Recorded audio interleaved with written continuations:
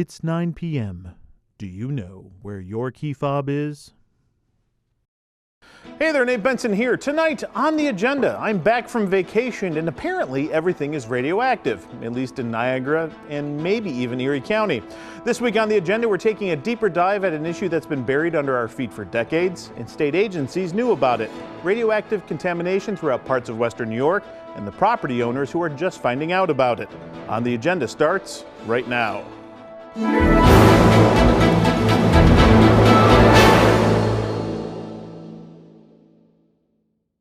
Thanks again for watching. It's important to figure out just how we got here. Let me catch you up with a story my colleague Nate Mills produced on July 20th, highlighting a meeting between the public and DEC officials after radioactive hotspots were detected in Niagara County, after a 2023 aerial survey of the region. Tonight's meeting starting originally scheduled as an update. Instead, it became a confrontation.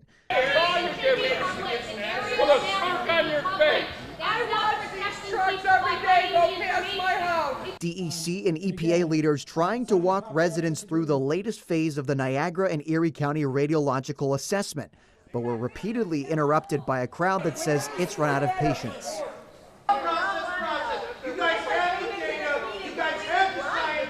People are understandably really worried. They're scared. And I think what's really important and what we want to deliver is action. EPA Region 2 Administrator Mike Bertucci says the agency is already making voluntary relocation offers to families whose homes showed elevated readings. We're acting immediately, right? So that screening data is coming in from people's yards, people's homes. One of the reasons we came here today requesting people give us more access as we stand ready to get into those places, into the yards, into the homes, collect that screening data and make real-time decisions based on not lab data, but screening data about whether or not people can stay in their homes. But several families say those offers fall short. Among them, Lexi Hawk, who says she was offered a one-night stay near a noisy area that doesn't meet the needs of her family and pets. We have a young daughter, we have a dog and 2 cats. The hotel was right next to Niagara Falls where they do fireworks every night. My dog does not like fireworks. An activist group showing up with its own 7-point action plan, calling for every home in the survey area to be tested and confirmed for relocation by August. EPA waited over 17 days, people, before they informed Lexi and Trevor of this dangerously high readings. Many residents feeling like tonight, a lot of their questions went unanswered after this panel. Well, the EPA feels the exact same way as they continue to try and figure out how this radiation is getting into homes. We don't know exactly where the materials are coming from. That is part of the investigation. We suspect it's something like slag that was produced and used as fill. For now, officials say the investigation phase could take 2 to 3 months, with remediation stretching beyond that. Meanwhile, the advocacy group says it plans to keep the pressure on EPA as it continues to search for solutions. Reporting on your side in Niagara Falls, I'm Nate Mills with Channel 2 News. Following that forum, a week later, the community held its own meeting in Niagara Falls where calls for more testing were echoed by residents. People are upset. It's been extremely stressful. I have the confirmed contamination in my yard, so it's not just potential, it's there. Overwhelming as well and all-consuming. That's all I can think about day and night. And they want answers to basic questions. We got the letter in the mail from the DEC stating that there's radioactivity noticed in your general area. They didn't specify, but we want to know. We want to know for sure, and we want the places, the homes, and everybody's properties checked out. You know, we're scared. They're telling us, you know, one thing and we're hearing other things. It's overwhelming and we're not sure what to believe. And while Monday night's meeting at a hotel in Niagara Falls was not run by a government agency, their people were there. Officials from the EPA and other state and county agencies lingering amongst the residents, casually taking notes. Residents simply want transparency. But it should be public information. It affects each and every one of us. The community deserves to know everything. And are calling on the state DEC to release the full radiological survey that was conducted and led to the latest hotspots being publicized. But that's not everything they want. Homeowners, mostly in the town of Niagara, also want Governor Hochul to declare the radioactive hotspots a Superfund site and help relocate families that have hotspots on their properties. It can still be checked, but get them out of their homes so that they're safe. Radiation in Niagara County, or Western New York for that matter, is not a new discovery. In fact, when it comes to radioactive waste from World War II or post-Manhattan Project-era nuclear development, New York has more than any other state, and Western New York has more than the whole rest of New York. Diane DeRigo is the radioactive waste director for the Nuclear Information and Resource Service. She attended Monday's meeting to provide some basic insight about radiation for homeowners. Spoiler alert. I think it's really important for people to understand that there's not a safe level of radiation. There might be legal levels. And so when they test a community or a neighborhood or a house and they say, okay, well, it's clean, I hope that it's not radioactive at all. On July 28th, officials from the DEC and EPA addressed the growing concerns from the public about the radioactive hotspots. At a meeting last night among residents, beyond their own concerns, they also expressed concern for others who they worry may find themselves in a similar boat. It is one of the issues we pressed officials on today. This all started with an aerial survey that began in 2023, which, if an area of concern was identified, a truck was sent out to take measurements from the roadside, and if more concerning, workers like these with instruments would conduct further tests with the property owner's permission. In the town of Niagara neighborhood, we've been reporting on 55 properties that have been tested, and in several of those, soil tests are now underway. In 4 cases, property owners have temporarily moved from their homes. But that aerial survey that got the ball rolling covered 15,000 nautical miles and involved the entirety of Erie and Niagara counties. When do you release the rest of it? When do you tell others across Western New York, however hundreds or thousands there might be, that they have a problem? Through that process is where we identified locations of interest, which is where we are today. Have they all been identified then, all these locations of interest? We're not going to be doing this down in Hamburg or Orchard Park or someplace like that? So I think the answer is we really want to follow the data and the science. Why not release the full radiological survey so everybody in Western New York can look and see whether they have a hot spot in their yard? We don't know if there's something there or if it's naturally occurring or it's related to a man-made infrastructure. So we don't want to impact anybody's property values negatively or give somebody negative stigmatism about their property. So people won't panic? Well, we're trying to minimize it. We're going to release the data. That's going to happen. We want to be able to explain it, though, properly. The DEC and the EPA will now have staff on hand next Thursday and then again on the following 2 Mondays here at the Calvin Richards Community Center in the town of Niagara to meet with residents one-on-one and answer questions. They also say they have set up a live hotline to address questions where they promise you can talk to a real live person. We have additional information on that on our website, WGRZ.com. On your side in the town of Niagara, Dave McKinley, Channel 2 News. Also last week, lawmakers weighed in on what needs to be done to put residents at ease regarding the growing evidence of radioactive contamination in parts of the Niagara Falls area. Let me first elaborate a little bit more on something we told you on Monday. Many of the residents in the town of Niagara are calling on Governor Hochul to declare these hotspots as a, quote, state Superfund site. She needs to declare us a Superfund site. She can't. That's because New York State environmental law does not list radionuclides like the thorium hotspots being discovered in Niagara County as hazardous waste. You heard me right. For the statutory definition, New York State law does not recognize radioactive material as hazardous waste, meaning it's not eligible for Superfund status. I actually did not know that, and that is certainly something that I would look to address. I reached New York State Senator Rob Wart on Zoom Tuesday night, and he says his team is already looking at ways to amend state law to include radionuclides in the Superfund law. If there's a legislative fix going forward, especially if this is still ongoing when we get to January, which it may be for some people, that is certainly a legislative fix that I would be very interested in not only championing, but trying to get through both the Senate and the Assembly.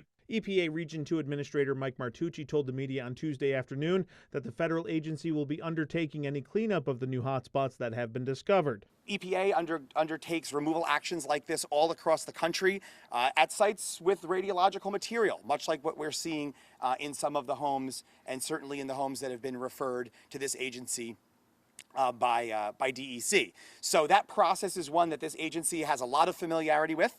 And is positioned well to undertake. But when will that happen and how long will it take? That's an open-ended question right now that doesn't have an answer. The only indicator of cleanup that was shared by the EPA is that... So each one of those cleanups is going to be individualized to the contaminants of concern on an individual property. To be clear, the contamination is not uniform. It is very unique to each and every property, and that's why that sampling is necessary to better understand exactly what material is there. Right now, the main culprit is we're seeing thorium at elevated levels.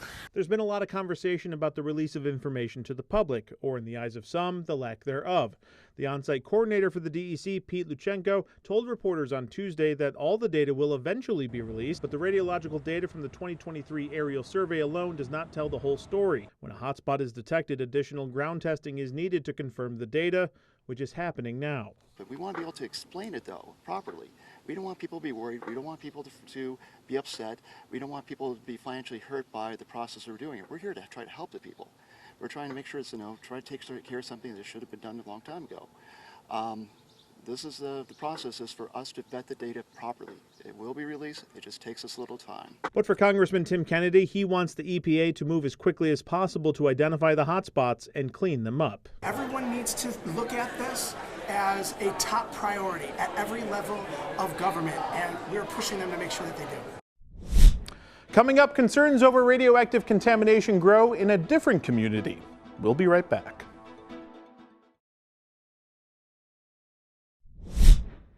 Welcome back. On Monday, the Grand Island Town Board was given a presentation outlining that the DEC wanted to test for hotspots at Veterans Park, but needed permission from the town to do the testing.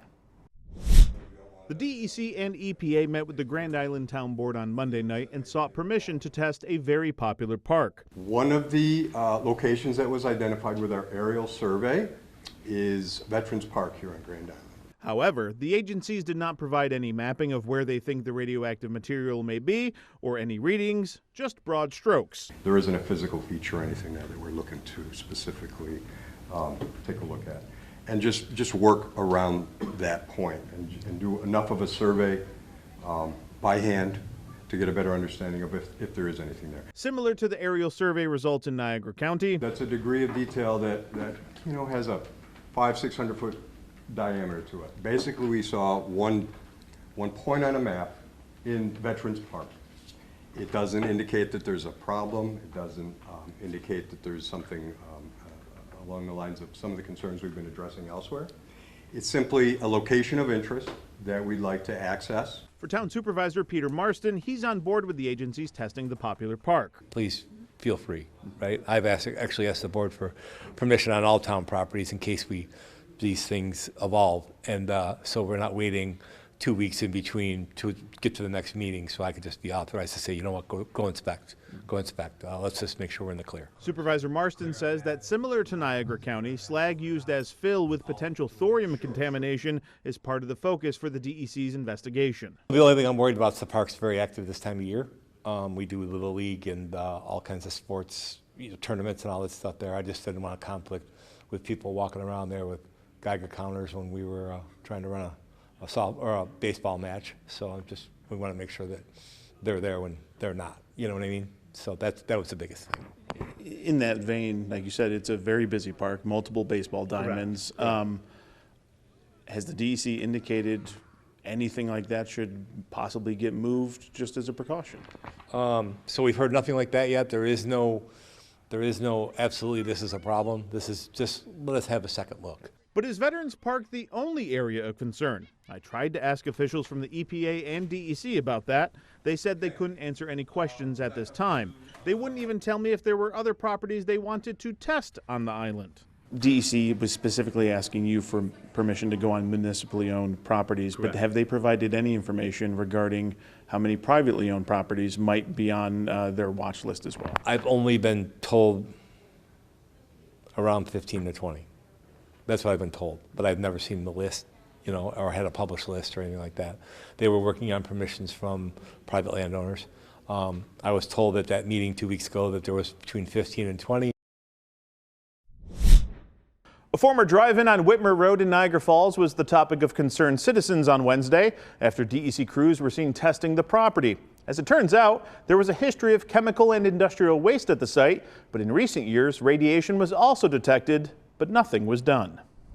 It might not look like it, but there was once a drive-in theater located at 4287 Whitmer Road, and the final reel spun in 1986. It was then sold to a developer who put this one-story building up. However, it has seemingly sat vacant since the early 2000s. You could drive by it and not even realize it's there. But the site is significantly contaminated. Prior to the drive-in, the site was a farm of some sorts. Before that, it was a farm.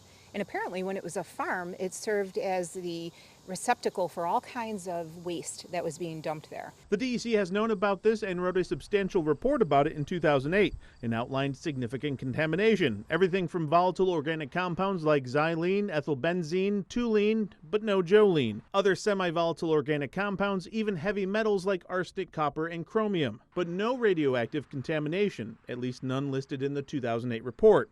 And since 2008, there's been no evidence of any DEC-led cleanup at that site. Fast forward to February 2020, in a meeting of the Niagara-Orleans Regional Land Improvement Corporation, also known as NORLIC. Basically, they're the land bank for Niagara and Orleans counties, and through tax delinquency are the current property owners. In February 2020, NORLIC reviewed proposals for an environmental site assessment, which included radiological testing. In June 2020, a fieldwork update revealed, quote, high radioactive levels. In August 2020, another update that said, quote, the property is contaminated with higher than allowed levels and that some radioactive slag exists on the site and would require more than $1 million of remediation. 2 years later, in August 2022, nothing has changed with the site, and still, quote, significant contamination exists at the site. Why does any of this matter? The contamination of the former drive-in is situated about 1,500 feet from Lexi Hawk's house and other houses that have had confirmed radioactive hotspots by the DEC.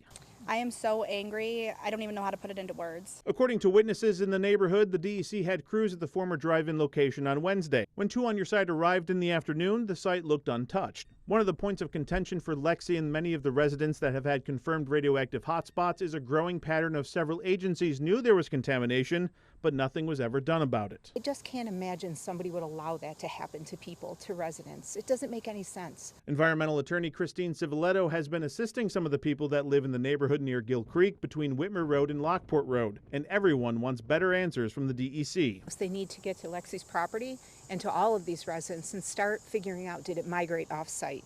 We've got Gill Creek, which has been tremendously impacted by many sources. So we got to figure out what's happening in Gill Creek. But also we had flooding in this neighborhood in the past week, and it was significant flooding. So are these contaminants on the move? They need to be there figuring that out. For Lexi Hawk and several of her neighbors who are also concerned, they have a more direct request. We want them to fence off the property and have it be considered for a federal Superfund status. During a previous visit by the DEC, field crews taped off her property and its access to Gill Creek, which again runs directly past the former drive-in site. Extremely frustrating, especially after you have children and you let your children play back there because they're more susceptible than adults are. When we come back, Dave McKinley is in Love Canal. Sometimes history repeats itself. Finally tonight, DEC crews were once again testing for hotspots on Thursday, but another property near Love Canal was the source of new frustrations for one homeowner. Efforts continue today to test the soil and the air at houses on Fox Avenue, part of a neighborhood off Military Road in the town of Niagara, where higher than normal levels of radiation are being investigated. Carolyn and John Johnson were getting ready to move from their home of 36 years to a place in Williamsville. Others, some of whom have hired private firms to do testing, are also looking to leave if there are accommodations to suit their needs. For the Johnsons, who say the levels of radiation detected on their property were 100 times more than normal, there is sadness about leaving, anger for what happened, confusion, and fear. I mean, we've even eaten out of a radioactive garden for several years, and so, you know, you're eating the stuff that could, if you ingest it, whether dust or water scary part, yeah, because ingestion is worse than if it's like gamma. Yeah, it's worse to ingest it or alpha. No, gamma will go right through you. There's beta and there's alpha. One is water soluble, the other one. It's like you're getting an education you never signed up to get. Yeah. Absolutely. They hope the government will buy their home because they don't see how they can sell it now. And while items made of solid material that can be wiped down can come with them, upholstered furniture or other items made of cloth or paper will have to be left for fear they may have absorbed radiation. Meanwhile, 5 miles southeast of here, I want our family relocated and I want us to feel safe again. This home on 99th Street, just a block away from the Love Canal containment site, is where 3 weeks ago Jocelyn McKiernan and her husband began excavating their yard to install a pool and new playground for their children. They came across hundreds of these odd-looking bars. An internet search advised she contact authorities. She did. The DEC tested, revealing the presence of lead, other metals, and chemicals. The DEC later came and put a liner over the yard and covered it with a foot of soil after a contractor Jocelyn attempted to hire wouldn't touch it. As for those suspicious bars they found, she was advised to put them someplace out of the way.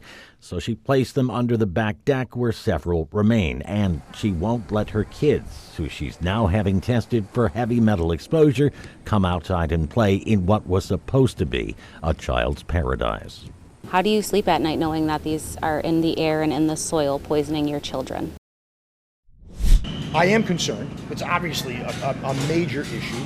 I'm concerned both for public health, but I'm also concerned for these folks that they get answers, that they get the information they need so they can make the decisions they need to make based on information and not based on, emotion or fear or anxiety, which are all natural when you get told that your property spiked radiation levels. I believe, and I've talked to Lee Zeldin, Mike Martucci at the EPA, I've talked to Commissioner Lefton at the DEC. They have told me most of the properties that have been tested have come back below, they're at safe levels and do not need any further work. There are going to be some properties, I don't know how many, that will need remedial work that may involve temporary relocation, but we don't know that process is not done yet where we can say how many. My office stands ready. At least four. At least four. Now you asked what the state can do. Well, I've done two things that I think the state can do. One is to add radioactive material to the state Superfund law. Currently, it only involves hazardous material. It expressly leaves radioactive material to the federal government. Now, the EPA is coming in and is going to pay for anti-remedial work. So I don't want people to think they're going to be responsible. The EPA, the federal government will. But the state Superfund could also come in. It's more money. It's different cleanup standards. I would say more thorough, maybe more expansive. And more money means twice as fast you can get these properties cleaned up, right? So you could actually maybe get this done quicker. So I have a law, I just introduced a bill this week that would add radioactive material to the state Superfund law that would allow that to be triggered. We're looking for an assembly sponsor, and I would certainly encourage the governor to support this. I think it makes sense, given what's going on, and given the legacy of the Manhattan Project and other things here in Western New York. But then also, I've spoken with Commissioner Lefton at the DEC. So right now, if there's a cleanup on your property, a remedial work, you will get some kind of certificate that says your property's been remediated, cleaned up. But if there's testing done and there's no remedial work necessary, you do not get anything. And I think for a lot of people, just being involved in this, just being a part of all of this, they're worried about what that means for their health, but then secondarily for their property value, right? Their home is their biggest asset, so we want the DEC to provide something that they could put with their deed, with their home paperwork, if they ever sell, that they could provide to another potential buyer or a realtor that says, this property is safe, it was inspected by this DEC on this date, and all this information is here, and this poses no risk to your family or potential family should you buy this home. I think that would go a long way to easing people's concerns.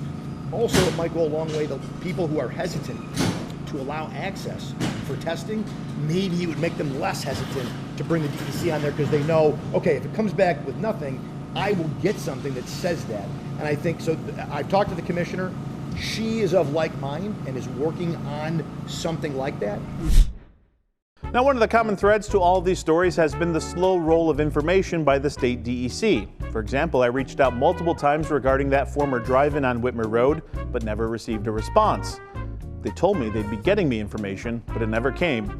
Certainly, this is an issue we will continue to follow and try to get answers. Thanks again for watching. I'm Nate Benson, and we'll see you at the next one.